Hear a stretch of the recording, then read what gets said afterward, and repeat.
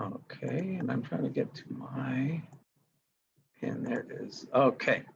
All right, everybody. So welcome to this next session on harmonic experience, working out of Aladdin Matthews' book. We're gonna be jumping way ahead today. We've gone up to about chapter 9. I told you that'd be a great idea to go back and have some experiences playing through the examples and singing through the examples, because you really have to experience those notes for yourself. But this book is kind of a jump around book in some ways. Actually, the book kind of restarts itself 4 times from different perspectives, one from a keyboard perspective, one from a vocal perspective, etc. And if you go and you look at it and if you read it beginning to end, which I don't recommend that you go read it beginning to end, there's so much there, but it keeps going over the same material over and over again in different ways, and it helps you learn it. So we're going to jump way ahead to chapter 27. If you've got your book, go ahead and take out your book, and we're going to talk about comma phenomena. Comma phenomena. So I think I'm going to erase all of this.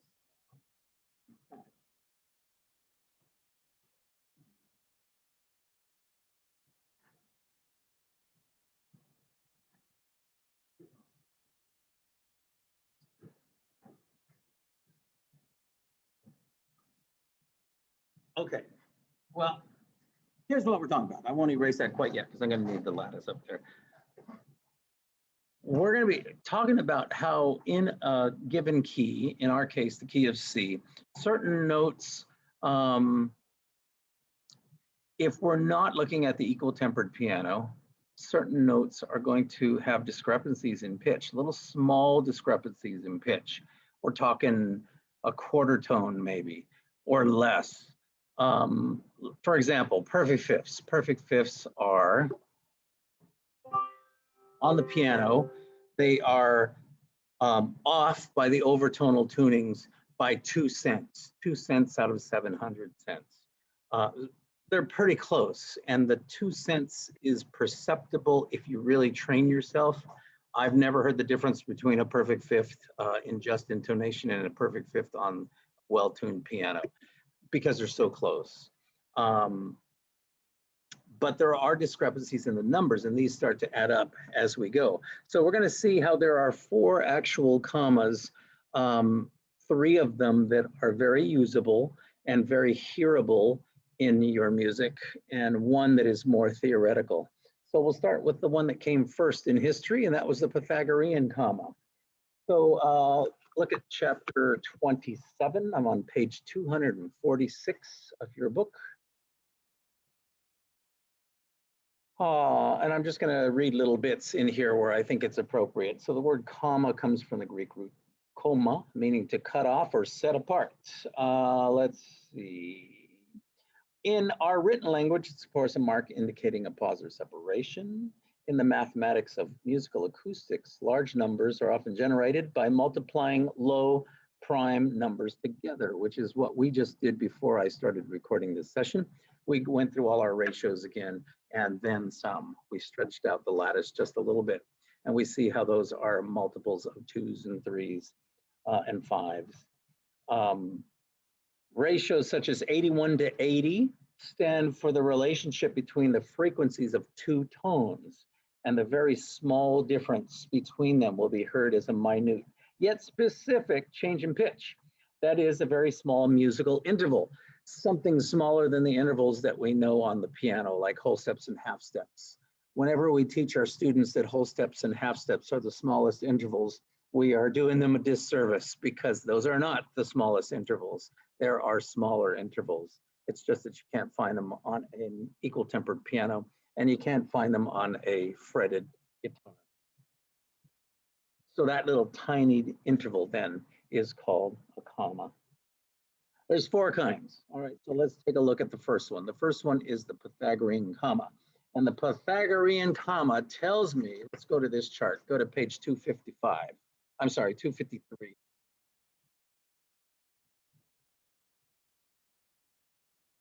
Here's the 4 commas. Here are the 4 commas compared in this little paragraph in the middle. It says the Pythagorean comma tells us that 2 is not 3. 2 is not 3. What does that mean? All right, let's go back. So page 247.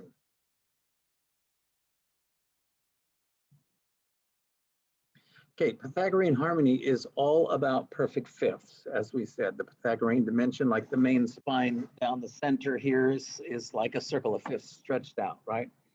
But here's the thing. Here we go. If we do the math and we figure out all of these, and there's a lot of math in this chapter. It's not terribly difficult to understand if you are a little math shy, like I can be sometimes. But if you go through and you check it out, you can start to figure it out. We're not going to go through all the math here.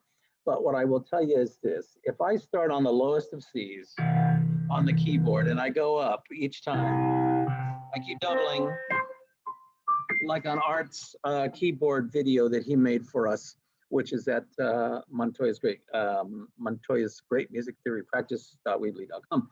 You can see that video there. You will see that the same type of thing here. Every time I double, I get the next octave up, right? And if I let's see, is that the chart I want? Oh, okay. Look. Oh, wait a minute.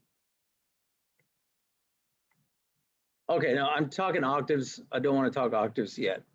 Yes, I do. Look on the right-hand side, example 27.1 on the bottom of page 247. If you look at the notes on the right-hand side, stacked on top of each other, those are all octaves of C. Each time I go up one, I multiply it by 2. So by the time I get to the top C, which is way up here, that's 128, okay?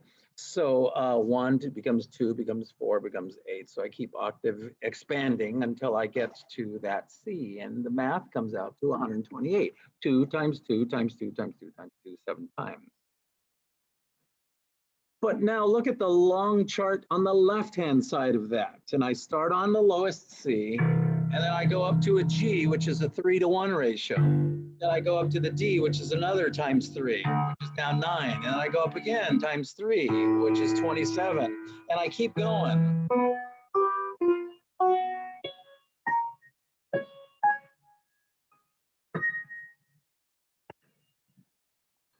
When I get to the top of the stack, I've reached a note that we're going to call B sharp because it's going by perfect fifths.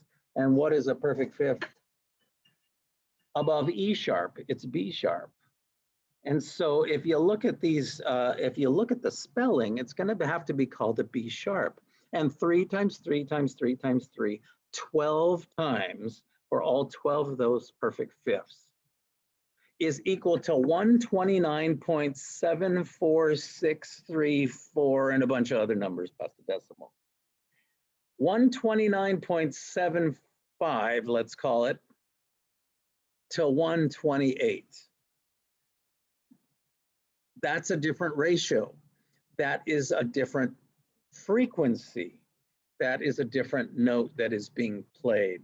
B sharp does not equal C natural. And so we can say that if we're gonna listen over tonally and compound these intervals, a C will not sound exactly like a B sharp. There's going to be a small discrepancy between the two. The math doesn't add up.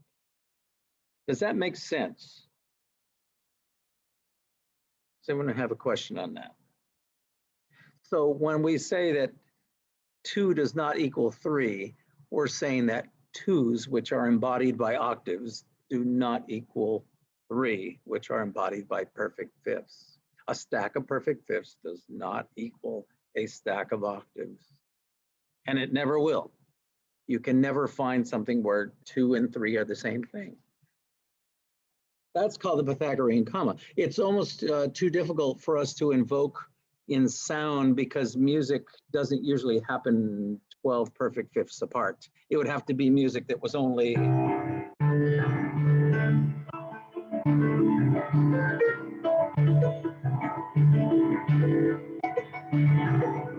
when do we hear music like that? We don't really hear music called Pythagorean. We have to introduce major thirds to make it sound more like music that we're familiar with to get all of the other intervals, right?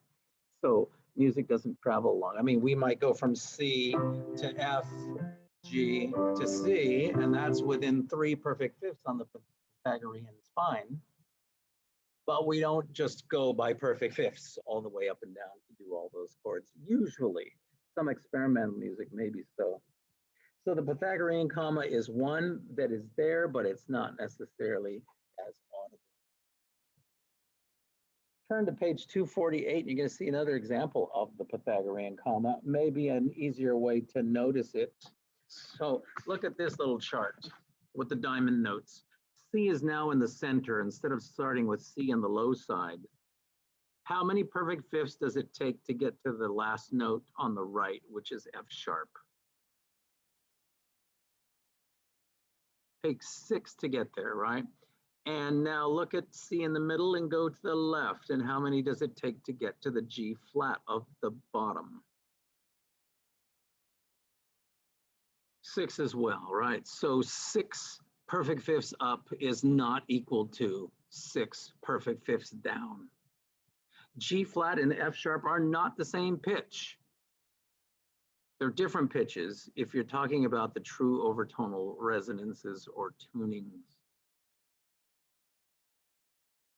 I find this fascinating. So we hear all about the circle of fifths, right? Let's see, let's go down to the last paragraph of chapter 2, page 248. Since modern Western musicians are so used to the circle of fifths as a theoretical concept, as well as a practical learning tool, it may be surprising to some that 12 perfectly tuned fifths stacked from C do not equal a distant octave of C, and that there is hence no circle of perfect fifths. Doesn't exist. But do consider the reason. A perfect fifth is the harmonic embodiment of triple nature, and an octave is the embodiment of duple nature. These worlds are pristinely distinct, as is the prime 2 from the prime 3. Appeal to your intuition. How many times would you have to multiply 3 times itself to achieve an even number that is divisible by 2? The answer is no power of 3 is ever even, that is divisible by 2. And the converse is true also. The truly absorbing issue is the deep quirk of providence by which 12 perfect fifths contrive to come so close to 7 octaves that they nearly, but don't quite touch. Next paragraph at the bottom, musical commas are these narrow but real boundaries that separate. Oh, I like this paragraph, I gotta read it. The salient point is that so close is also so far. Think of instances in real life where entirely different worlds are separated by the smallest boundary. 2 strangers sleeping in adjacent motel rooms separated by a few inches of wall. Oncoming traffic separated by a yellow line.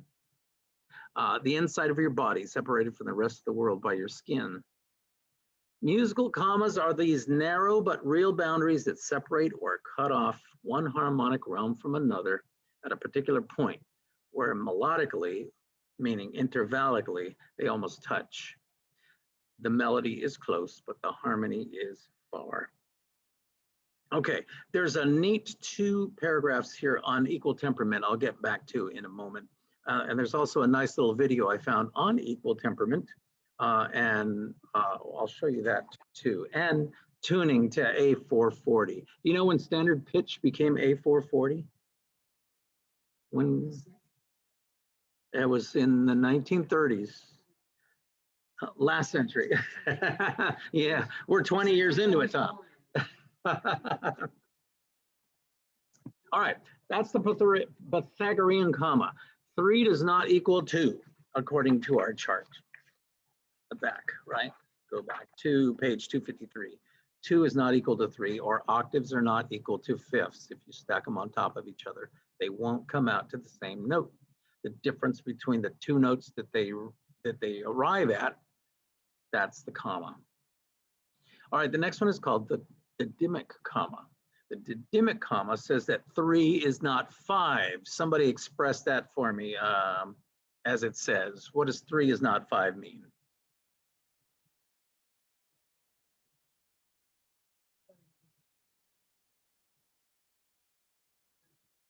And you'll never get the same note. Very good. So fifths are different than thirds, or fifth partials and third partials too. Okay, so let's go to page 250.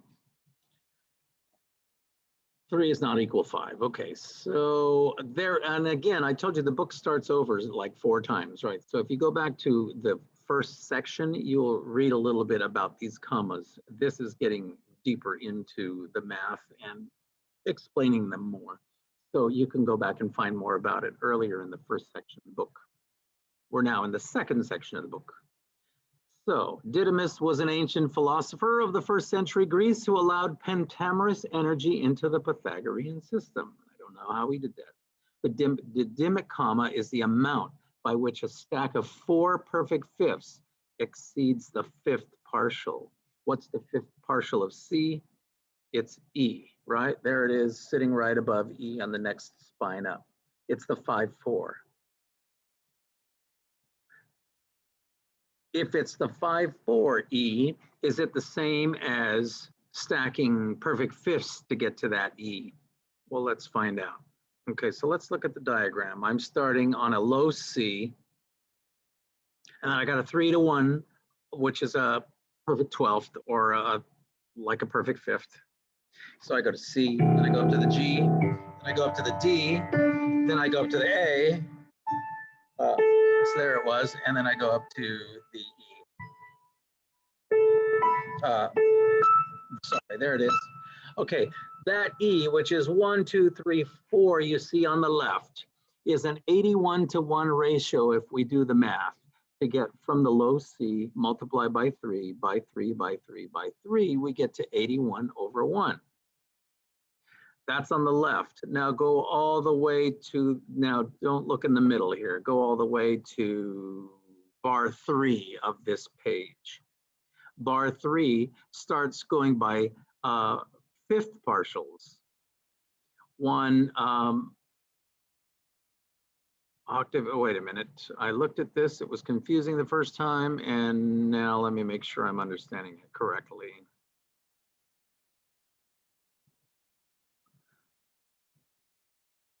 Okay, we're just going up. What am I seeing? Okay, it's taking us up to the E, which is the 5th partial in bar 3 before the dotted line. Okay, so here's C, the overtone series to C, to G, to C, to E.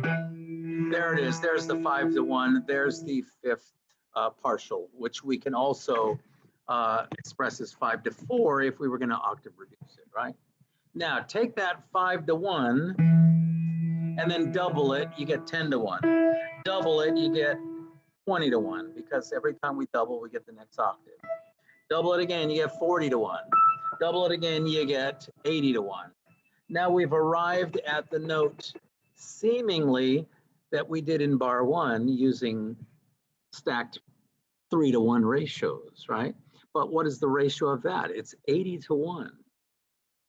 And the ratio of the stacked perfect fifths or 12ths is 81-to-1. So that's different.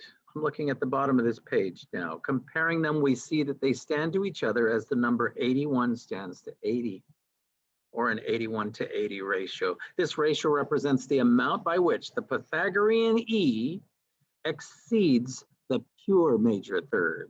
So if you were going to stack Pythagorean notes all the way up to get to E, that's not going to sound the same as if you stacked, if you went for the 5th partial and doubled it. Okay, so 3 does not equal 5. Look down at the bottom chart. Simply stack, here's another way of arriving at the same answer. Simply stack 4 perfect fifths and compare that with the 5th partial. What's the 5th partial? We learned the overtone chord that very first day it came in, if you remember. We went to the piano when we played, okay, this is the overtone, or a chord that we make out of the first 6 partials of the overtone series. That's on the right-hand side. That E, if, now realize I'm just played that in equal temperament, so it's not the overtonal E. First 5 partial E, is different than 4/5 that are stacked from C to G to D to A to E. Those will be two different E's. And then there's a whole bunch of math right here if you want to see different ways to figure that out and see how that works. So 3 does not equal 5. That's the dicemic comma. A third up, a major third up, does not equal 1, 2, 3, 4 perfect fifths up. It's two different things.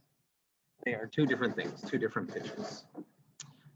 Kind of making sense? All right, there's only 2 more commas. Let's look at the next one. The next is the great diaesis.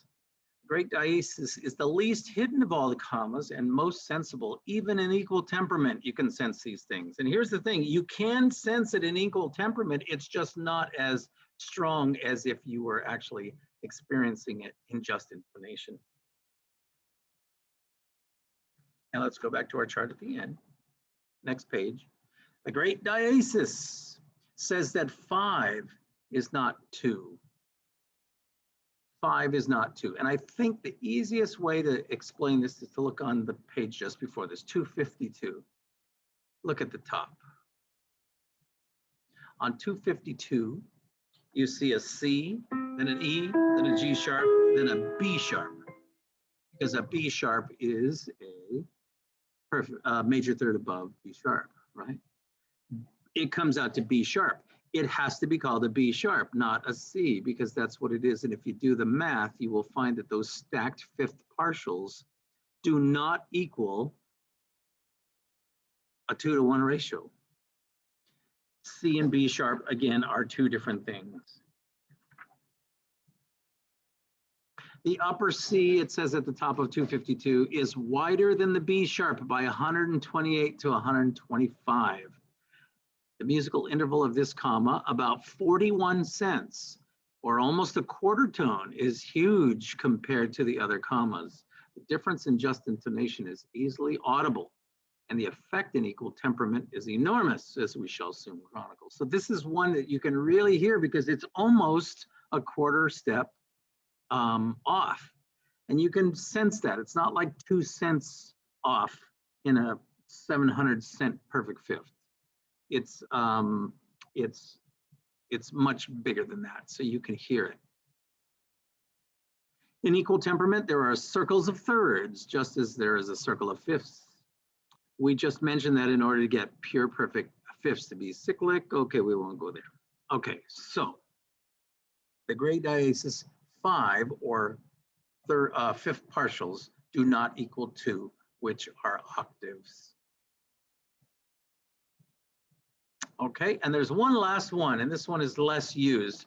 The third functional comma in music is subtle and less common, but can be most artfully employed. It's called the diaschisma. It's the amount by which a stack of 3 octaves exceeds a stack of 4 perfect fifths and 2 major thirds. So what this is telling you is that 2, which is the octave, is not the same as 3 times 5. Fifth partials and third partials together, multiplied together, do not equal octaves. They're different pitches. So go back to look at the diagram here. Look at the diagram we see, and if you see 3 octaves on the right-hand side, if we're going to use G flat, F sharp.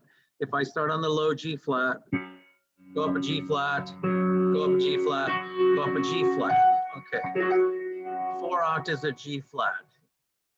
If you have a G flat down here, a G flat up there, but if you follow the lattice harmonic path by multiplying all the ratios together, will it equal G flat? And we find out that no, in fact, it's a different pitch. So on the left, well, in the center, you see C. And if you go up 2 fifths and then up a third, you get F sharp. But if you go down 2 fifths and down a third, a major third, you get G flat. G flat and F sharp are not the same pitch. For the math, let's use this practical computational shortcut, which we've already been talking. Up pa, which is the fifth, means multiply by 3. Up ga means multiply by 5. Down pa means divide by 3, and down ga means divide by 5. Octave reduce or expand is necessary. And I can refer you back to the first steps to harmonic experience, the general terminology page that I put on the website, which talks about sa re ga ma pa, how this book uses a lot of that Indian notation to explain these things. Okay. Read more of the math if you want to. In fact, I'm going to recommend that you go back and read this whole chapter and check it out again. But let's look at the 4 commas compared one more time. Each comma reminds us in its own way that prime numbers generate mutually exclusive mathematical worlds. The commas are points at which these worlds come into view of one another, but never touching or merging. Pythagorean comma, 2 is not 3. Octaves are not perfect fifths, or stacked. The Dimick comma says that 3 is not 5, or perfect fifths are not major thirds. The Great Diesis says that 5 is not 2, which is major thirds are not octaves. And the Diaschisma says that combined thirds and fifths are not octaves. If you are math shy, many musicians are, Dr. Overtone means to assure you that this math is no more difficult than making change, and definitely easier than figuring your taxes. I love how he writes. If you want to skip ahead a little, take a glance at example 34.2. But if your eyes are getting glassy, skip this part and go over to the keyboard where the better stuff is. You may be back through, though, to nail down the numbers. They truly amount to little more than multiplying and dividing by 2, 3, and 5, which is what I asked you guys on the first day. Now, he talks a little bit more about modulation and why that's important when we start talking about commas. So you can go back and read that. I'm going to recommend that you go through and continue to experience the commas or continue to experience the actual tunings of the basic notes like F and E flat and A flat and how that sounds in just intonation by doing the exercises in those first chapters of the book. And then go back and read this whole thing. There's a lot of information here. Next week, we'll sing through the commas and we'll see what that feels like. And that's our lesson today. All right, everybody, we'll see you.